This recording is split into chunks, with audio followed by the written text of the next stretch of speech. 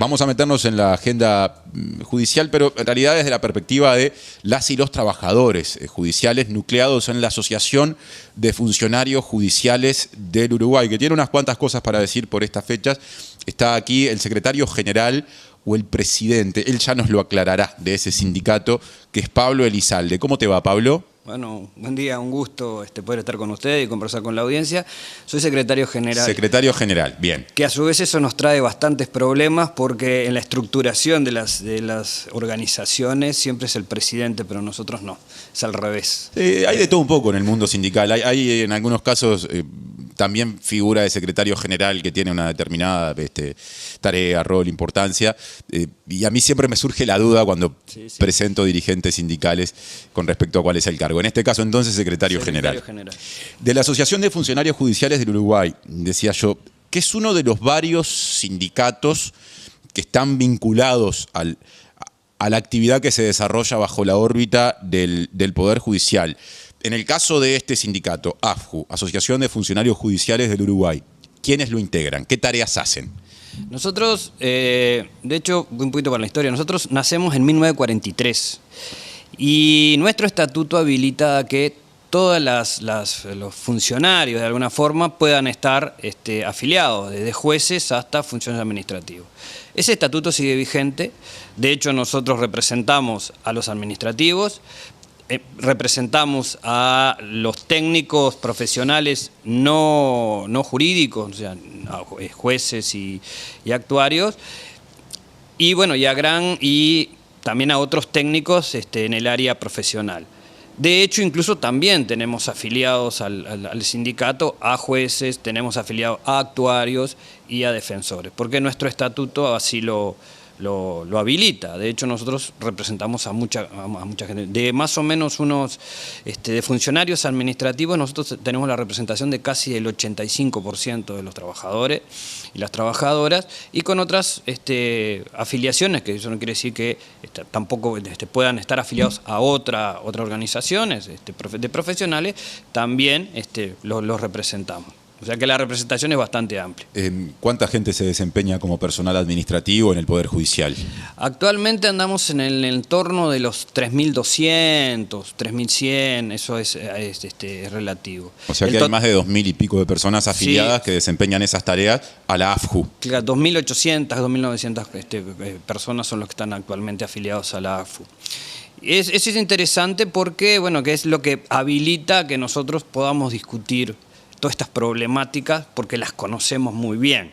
O sea, conocemos las problemáticas de adentro, internas y externas relacionadas con las profesiones. Ustedes son un sindicato afiliado al PIT-CNT. Sí, nosotros fuimos miembros fundadores del PIT-CNT. Nosotros tenemos una participación importante desde hace muchísimos años en la mesa representativa. De hecho, también por ser miembros fundadores de la central sindical, hubieron compañeros que estuvieron presos en la época de la dictadura, exilio, o sea que tenemos larga trayectoria sindical también.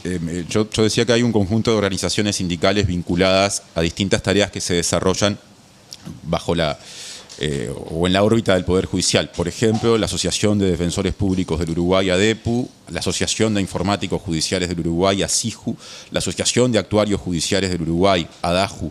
¿Cómo conviven con esas otras organizaciones?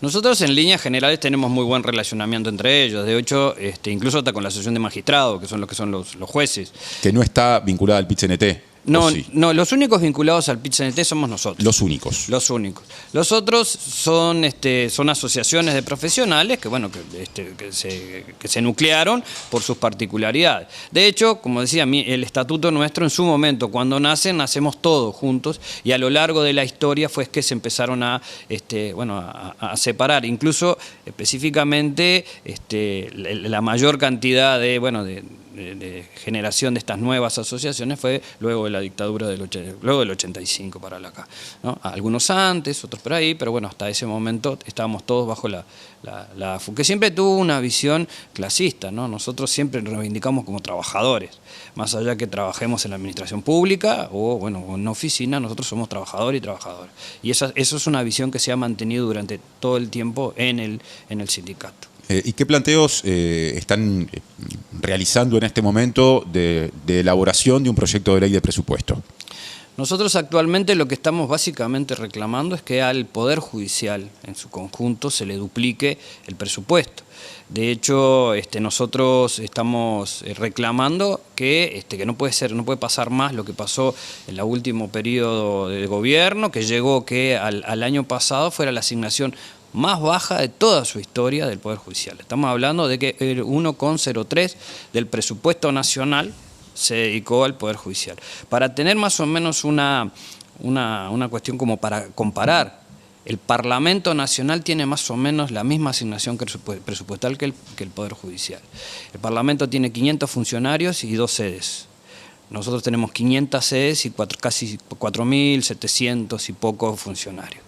El Parlamento ejecuta el 67% de su presupuesto, nosotros ejecutamos casi el 92% del presupuesto, con las particularidades de cada uno de estos poderes. Entonces es necesario poner a discutir la asignación presupuestal. Después, bueno, vamos como el resto de los trabajadores públicos para que no perdamos salario, que de hecho en las últimas pautas salarial no se asegura por parte del gobierno un mantenimiento del salario, aunque dice que en el periodo, en el periodo se recuperaría, pero recién hasta el final. Eso es la pauta presentada recientemente. La pauta que se presentó recientemente. Por el actual gobierno. Por el actual gobierno, no plantea una recuperación, plantea que en los 5 años se pueda mantener el poder de compra de ahora, pero no plantea, por ejemplo, las pérdidas salariales que se pueden llegar a hacer por un cambio de criterio en cómo es que se calcula el IPC interanual, y que a su vez tampoco está planteado que sí, como se dice en todos lados, va a haber crecimiento en el Uruguay, puede haber una redistribución de esa riqueza en los trabajadores públicos, que también a su vez tengamos en cuenta que muchos durante el periodo anterior del gobierno de la coalición hubo pérdida salarial y todo el mundo está consciente que hubo pérdida salarial. Entonces por eso es que también en esa línea nosotros estamos trabajando, también trabajamos en la línea de que las condiciones del Poder Judicial de trabajo no están siendo las más adecuadas. Tanto es así que estamos reclamando la creación de una oficina de salud laboral hace muchísimo tiempo y que no hay una respuesta por parte del organismo en la creación de la misma. Dicen que por cuestión presupuestal, pero entre la discusión presupuestal está eso. A ver, está a la vista la necesidad, porque nosotros, como bien sabido, va a ser 2 años, ahora el 21 de noviembre, donde un compañero toma la triste decisión de quitarse la vida, como consecuencia del acoso que se llevaba adelante en una de las oficinas más importantes del Poder Judicial, como es la Dirección General, que de hecho determinó que un director general renunciara y que las 2 personas directamente vinculadas con el acoso terminaran con una condena penal que propias de cómo es que se estaba llevando adelante las acciones dentro de esas oficinas. Esperemos, aunque no tenemos mucha esperanza de que en ese lugar cambien, porque el gran problema de discusión en estas problemáticas sobre el acoso es cómo nosotros organizamos el trabajo, y creo que ese cambio no ha estado arriba de la mesa. Antes de pasar al capítulo de algunos planteos que están vinculados incluso a cuestiones de seguridad que hacen ustedes desde su rol en un momento en el que hay una propuesta o una instancia de diálogo abierta por el gobierno. Una pregunta más vinculada a la cuestión salarial. Hace bien poco se supo que no hubo acuerdo a nivel del Consejo Superior de Salarios del Sector Público entre las representaciones sindicales y el gobierno en la cuestión de la pauta, por lo que se tomó la decisión de pasar a negociar por rama. 2 preguntas en una. ¿Qué supone para ustedes eso, que la negociación entre ahora en una lógica más específica de cada sector público de actividad? Y la segunda, ¿quién representó a la AFJU, a la Asociación de Funcionarios Judiciales del Uruguay, en ese ámbito, teniendo en cuenta que ustedes no tienen la representación por el lado de COFE? No, en primer lugar, la representación estuvo por parte, yo fui parte de esa delegación que intercambió con el gobierno, porque el intercambio de los públicos es por rama de actividad. ¿Y la AFU no está afiliada a COFE? No, nosotros somos independientes como una rama específica, como una situación específica, ¿no? Dentro de esa mesa bueno, de intercambio con el gobierno, que es bueno, el Consejo Superior de Salarios de los Públicos. Bueno, estaba la educación, las empresas públicas, los municipales a nivel nacional y, bueno, y nosotros como una cuestión específica del Estado. Y la segunda parte de la pregunta... Bueno, ¿qué significa que ahora se pase a negociar específicamente por sector público? Bueno, mira, es todo un desafío. Para nosotros es todo un desafío, porque hace muchísimos años que no se negocia por rama de actividad.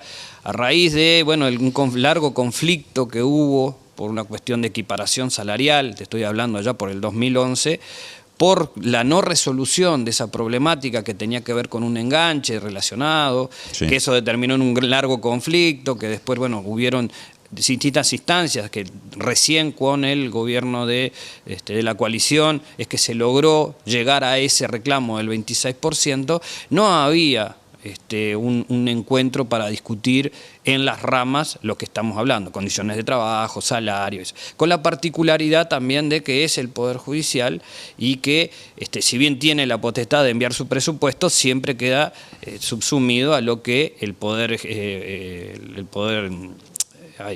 Ejecutivo manda en su presupuesto. Y ahí, entre los dos presupuestos en el Parlamento, hay como una tensión a ver qué se financia y qué no se financia, que eso es una de las problemáticas, ¿no? Es cómo es que el Uruguay a su vez asigna recursos para la justicia. En la década del 90 hubo una gran movida llevada adelante por nuestro sindicato para la independencia económica del Poder Judicial, que fue un plebiscito que por muy poquito no se llegó. En las elecciones del 99. Por ahí fue, sí. En simultáneo con las elecciones. Sí, que por muy poco no se llegó. De hecho, hubo un problema de quién sobraba y quién no sobraba, como siempre en los plebiscitos, y no se llegó. Que también es una discusión, ¿no?, profunda sobre si el Poder Judicial tiene que ser autártico o no tiene que ser autártico. Pero bueno, en este caso, nosotros lo que estamos reclamando, bueno, y como me preguntabas, perdón, el tema de qué aspiramos sí es un desafío. Para ambas partes, ¿no? Porque también el Poder Judicial tampoco está muy acostumbrado a sentarse a negociar. Ayer la secretaria general adjunta del PIT-CNT, dirigente magisterial, Alejandra Pereira, que fue oradora en el acto que se hizo con motivo del paro general parcial, decía que, o yo por lo menos interpreté que de alguna forma, ella lo mencionaba desde la perspectiva de la dirigencia sindical de la educación, que se pase a discutir por rama podía plantear el escenario de que en aquellas órbitas de eso tan amplio que es el Estado, en las que hay más presupuesto, haya más márgenes para los salarios, y en las que no se termine generando una situación de salarios sumergidos. ¿Se corre ese riesgo en la justicia? Sí. Sí, porque, a ver, nosotros somos de hecho pocos funcionarios en comparación, por ejemplo, a otras, como la educación, como podría ser el propio Administración Central. Entonces, somos menos. Ahí también tiene que ver toda una discusión política sobre eso, ¿no? Sobre cómo es que yo ya te lo decía antes, ¿no? ¿Dónde ponemos el foco sobre el tema de la justicia y cuál es la justicia y el rol de la justicia que debe de tener? Entonces ahí es que nosotros lo que sí tenemos es como una calidad en la discusión. Si bien somos menos, también tenemos ciertas responsabilidades asignadas por la Constitución que también impactan socialmente. Entonces ahí tiene que estar nuestro foco sobre la discusión. No tanto es que si somos muchos o somos pocos, sino Bien. qué rol cumplimos. Son responsabilidades que aparte ustedes asumen como personal judicial en un tiempo en el que la justicia está muy sobrecargada por una cantidad de situaciones, algunas que forman parte de la agenda informativa cotidiana en los medios, asociadas a eso que a veces definimos como problemas de seguridad. En este marco, el gobierno nacional actual inició la elaboración del Plan Nacional de Seguridad Pública, que estaría listo en los primeros meses del año 2026, convocando o lanzando la que sería la primera etapa de ese proceso, conocida como Encuentros por Seguridad. Hace poco en La Diaria, Emiliano Rogido, sociólogo que asesora al Ministerio del Interior y coordina el proceso de elaboración de la política pública y del plan de seguridad, dijo que en este proceso de diálogo participarán más de 100 organizaciones de la sociedad civil. ¿Qué pasa con la organización que vos representás? ¿Ha sido convocada? En realidad sé la respuesta porque lo hablamos fuera de micrófonos, pero me llamó la atención. Contanos qué ocurre con la eventual participación de tu sindicato en ese proceso? Nosotros, como que también es una de las definiciones que tiene nuestro sindicato, tenemos opinión. Podemos estar a favor, en contra, pero siempre hay opinión. A nosotros no se nos convocó específicamente. De hecho, estamos esperando que haya una convocatoria porque creo que tenemos, y sin decir, tenemos mucho que decir en esto que se está hablando o discutiendo sobre la seguridad pública, ¿no? Por experiencia, por el rol que se cumple, dónde se trabaja. Pero no es menor, ¿no? Es muy llamativo que cuando hablamos de seguridad pública, en los ámbitos del Parlamento, los ámbitos políticos, es como que al Poder Judicial, ya no a nuestra asociación, pero cuando los ámbitos un poco más grandes, había costumbre como de no convocarlo. Entonces termina una discusión entre técnicos, entre políticos, entre policías, pero el actor fundamental, que es el que realmente termina decidiendo cuál es en la cuestión penal, porque también tenemos algunos tipos de salvedades, es un juez, ¿no? Quien termina resolviendo si está dentro del marco o no está dentro del marco según el marco jurídico es un juez. Y es llamativo que muchas veces los propios jueces no estén, ¿tá? O nosotros dando nuestra opinión desde otro lugar de participación. Hemos visto, porque también es llamativo que cuando se hablan de determinadas cuestiones vinculadas a la justicia, nunca lleguen las invitaciones, ¿tá? O que uno se entere de determinada actividad por la prensa y que más allá vos vas y participás. Y creo que, y estoy seguro, que desde nuestro ámbito tenemos algo que decir. No será la verdad, pero es parte de la discusión que queremos poner arriba de la mesa. De hecho, pese a no ser convocados, ustedes le presentaron recientemente, tengo entendido, un documento al Ministerio del Interior con su mirada con respecto a una serie de situaciones que dialogan con la seguridad. ¿Cuál es, digamos, el espíritu de ese aporte y cuáles son los ejes principales? No, de hecho nosotros todavía no lo presentamos. ¿Pero está en proceso de elaboración? Está terminado un proceso y el espíritu de la asociación es justamente poner arriba de la mesa el análisis que se hizo del documento que presenta el Poder Ejecutivo, que es la que lanza estos diálogos de seguridad, que fue un documento en cual nosotros consideramos que es un montón de cifras que no tienen un análisis, ni siquiera una proyección o propuesta, son solo cifras. Entonces ahí nosotros, en base al análisis de ese documento, es que decimos, para nosotros nos falta, o tendría que discutirse esto, no está bien elaborado aquello, que es lo que nosotros propusimos.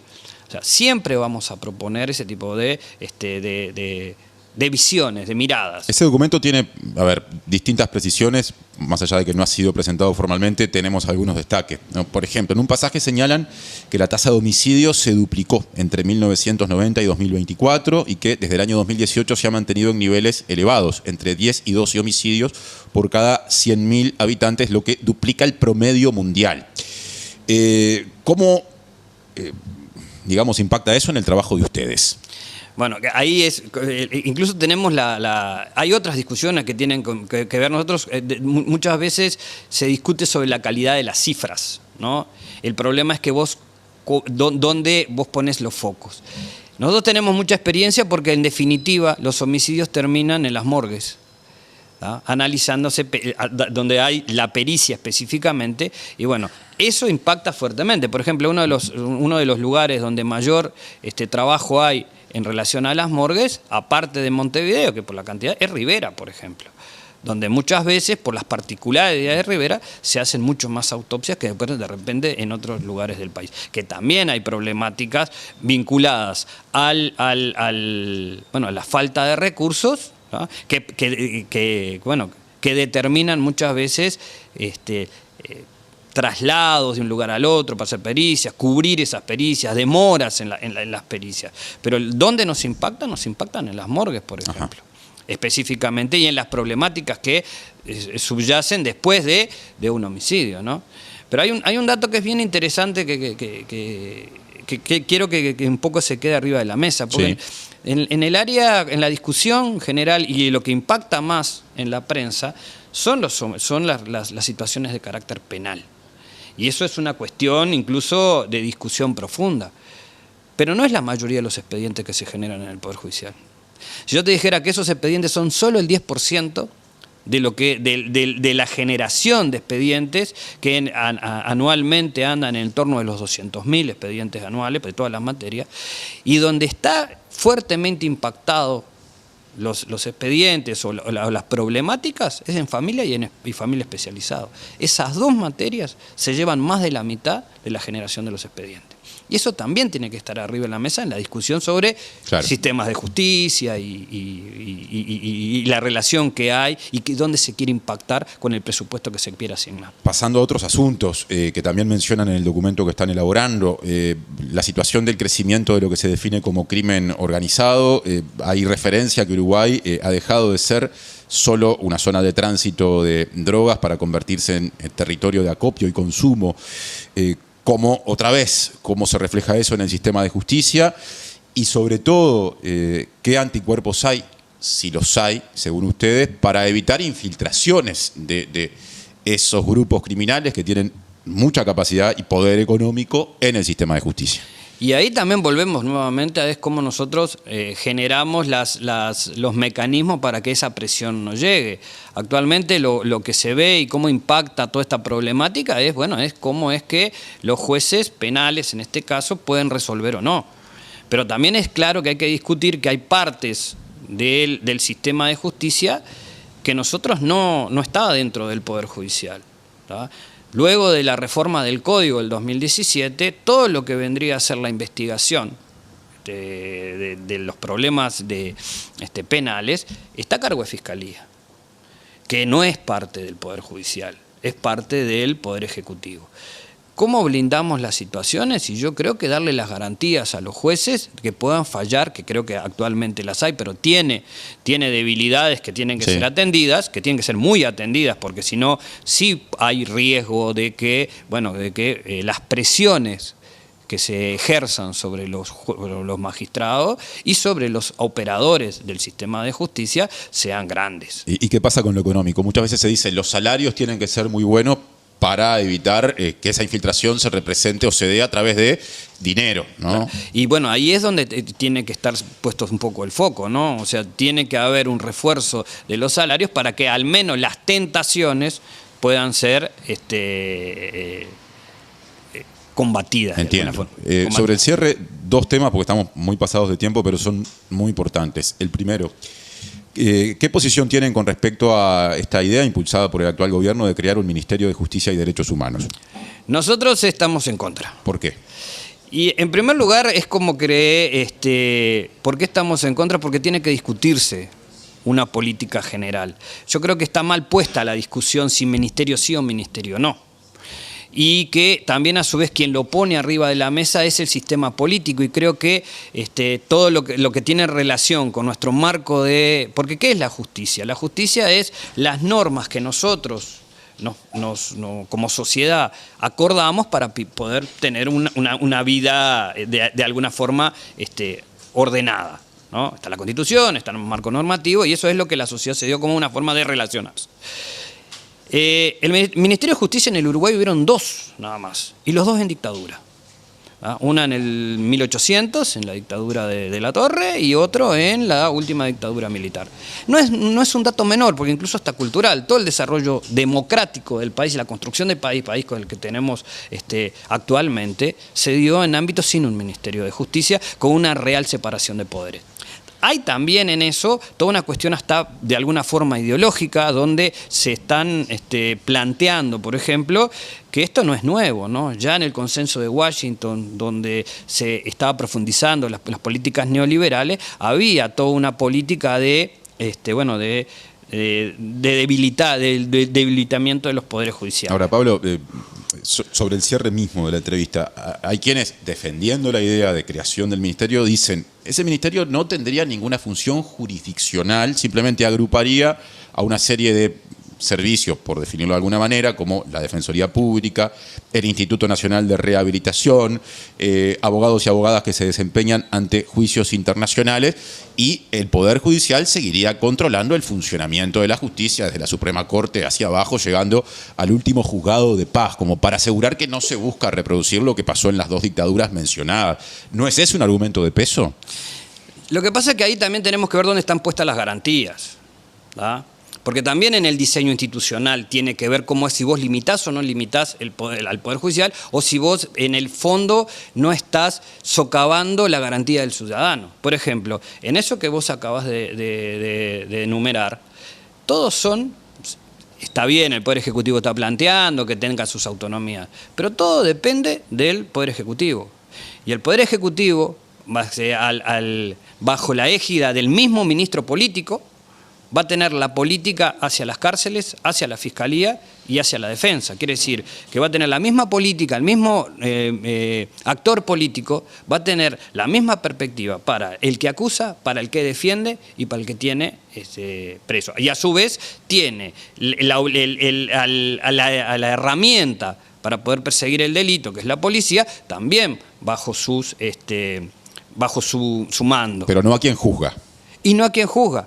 Pero el problema que tenés es que cuál es la garantía, es la misma política. Y cómo es que vos, a su vez también, no tenés la seguridad que en ese diseño vos no estés, de alguna forma, no garantizándole al ciudadano, ¿no?, un juicio justo. Que por eso es que nosotros, de alguna forma, estamos impulsando un diálogo a nivel nacional sobre el sistema de justicia, donde también tengamos, esté planteado cuál es el diseño institucional que el Uruguay necesita para este tipo de desafíos que significa de acá para adelante.